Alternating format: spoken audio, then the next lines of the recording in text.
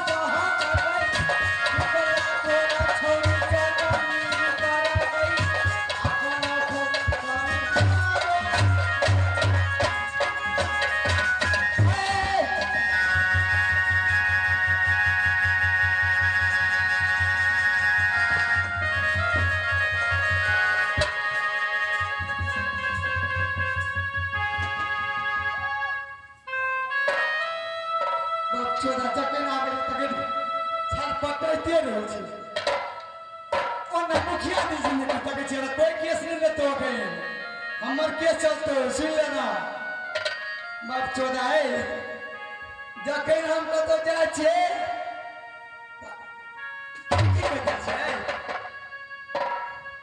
लटवा तकवा नहीं मर जेते यार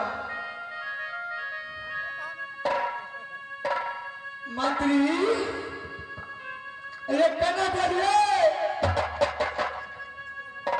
गन्या ये बाबा लो ये हमारा घर में टट्टी बाग रही घुस गई मुंह झाप को हंस देता ये मंत्री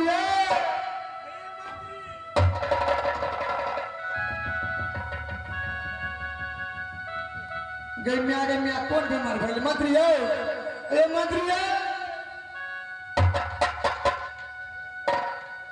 मंत्री कौन बीमारी यो और कोई कना भाग लियो कोई कत से लाठी कर के में आगे में मंत्री ये इतने ठाले नहीं जा छे लकवा तक पानी मार दे के भगवान मंत्री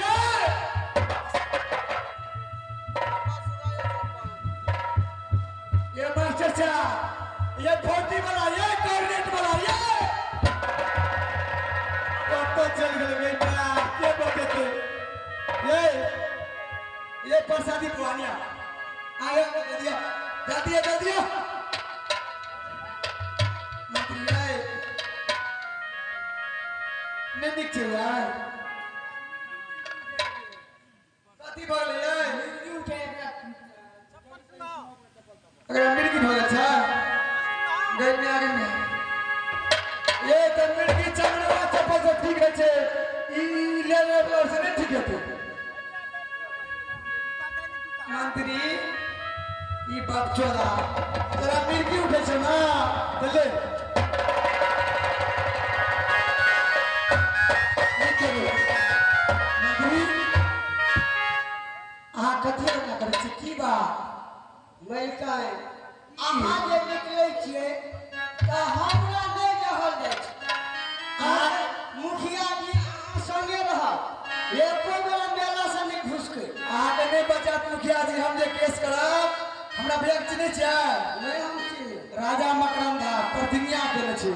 कट दिया कर दिया मुखिया जी से हम फैसला कर लो और में पैसे दिला रहते हमरा दता ए त हम कह देबे से आना क्या कथि कर छै ना कथि कर छै नहीं देबा क्रिया खाओ तो क्रिया खावा हां क्रिया खा जल्दी खाओ मास्टर कहे क्रिया खाए ककरा लगा के क्रिया खेबे बा छाली काटे जे निक सबक ककरा लगा के क्रिया खेबे हां अपना लगा के लोग लगा के गलती करबे हां लोग लगा के जाके भाई हम कहै छी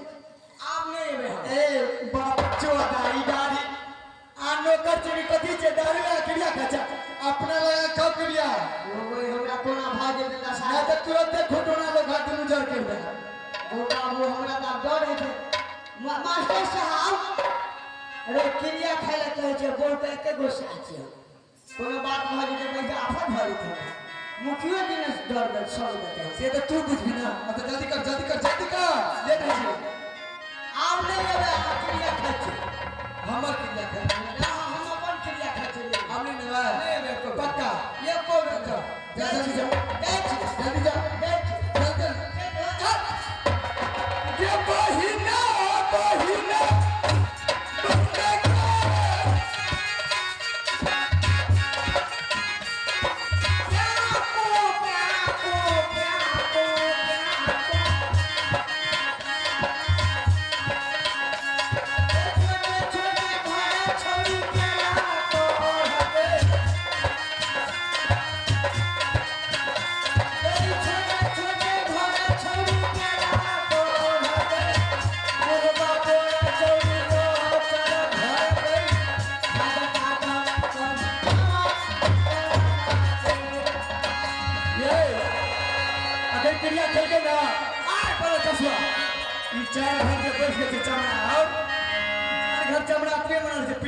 सुनो आप क्या कर दो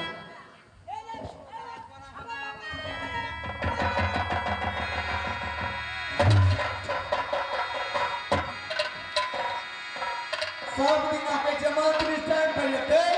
अगर रामपुर के ऊपर से ना गए बाप चौदह गाड़ी लेके जाना बस आप क्या कर दो जल्दी कर एक व्यक्ति की छप्पर कर दी दायर देवो तो दवाई है चीज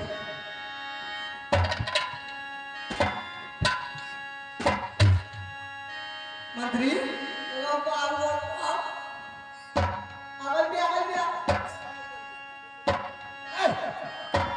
सुनो अब निक भेल ना की भेल नाश हो गेलै आगे तुम कुछो नहीं खेल तो नाश करा देखिए और देखो आई ये हमारा तो मुझे गलती है भोगते के हाँ कहिए तो लोग के भोगते गलती तो खेलिए अलाने पटकू मल कर आहा जे कटक देलिए जुलुम हो आज हम साइड से वैसे मजा करते ले हैं मैं बजे करते थे क्या भेड़ रहा अगर सार गधा हम अपनी भाई मुखिया जी करते चल आज जैसे कल का बोलते चल रहा है हम कौन का मुखिया जी एक बार और या के द्वार चले गोड़ा मलोरी धा देना आ तेल के मारब को ही तोड़ दे कोई तो एकरा कोई हमरा ने तो हम कोर गलती चलो मुखिया जी तो पहले सबसे बड़का छी गोड़ा लोरी को गोड़ा में तो तोड़ लिए ना हमरा तो चोरिए ले ना की करो आना क्या करे छे देखियो हां आमर मंत्री छे हमरा दरबार में रही छे एकदम ऐसे हमरा संग मजाक करबे हम भैया के कह देबे भैया का नहीं कहबो भैया का नहीं कहबो आज दिन सब नहीं है हम अपनी भैया कौन निक सब हां भैया मेरी सब घर करिए छापा एवरी डे पक्का क्रिया खाने तो डांट पड़ेगा आ मत गाड़ी के काय खा ले भाई छोड़ दे अपन का क्रिया ने तुम फेर पर देखते आपका बस कोई नहीं बचा झगड़ा लगाना छोड़ तोड़ने पूरा बोल देते हमने अभी से आना सुनता कोलटिया में जुदाई चला दूसरे को के घर में जे लोग मर गए तू कथि ले बाप पता का कर से तू आका के लोग ओ बाबू उठिया के खा ले जाओ तो आपरा खा हमर साल मर जाओ वो को कर ले आगे साल में से आप ना बच गए से ना ठीक है सुनो हमरा डिस्टर्ब नहीं करू हमरा पूजा करे के टाइम एज हम पूजा करब और अपना महल में आराम करब एकदम हम ऐसे फूल तोड़ता बा जल्दी जाओ जिया तुम में जी चंदन पहिरई दक्षिण के चिरा फूल वाली के हो लगे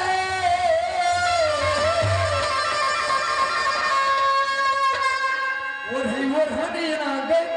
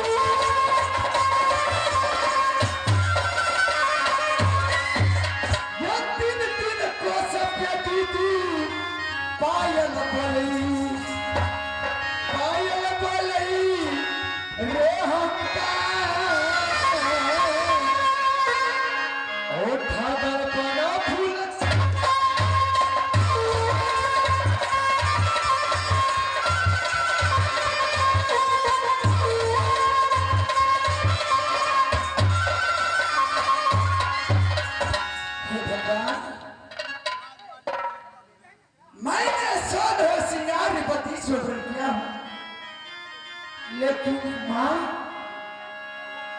माँ दुर्गा,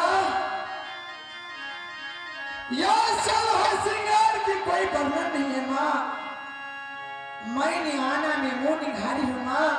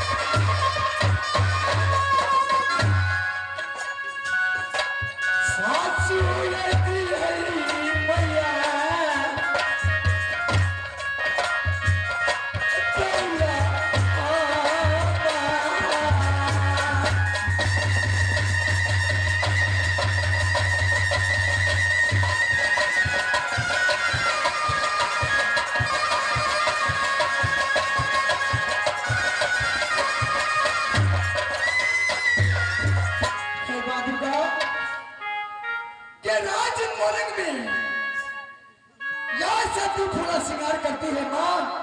तो पूरा 14 कोस राज मोड़ गुजारा हो जाता है माँ। लेकिन यार चुटकी सिद्धि के लिए मेरी माँ उदास है माँ। ठीक है माँ, हमसे छोट छोट बहन माँ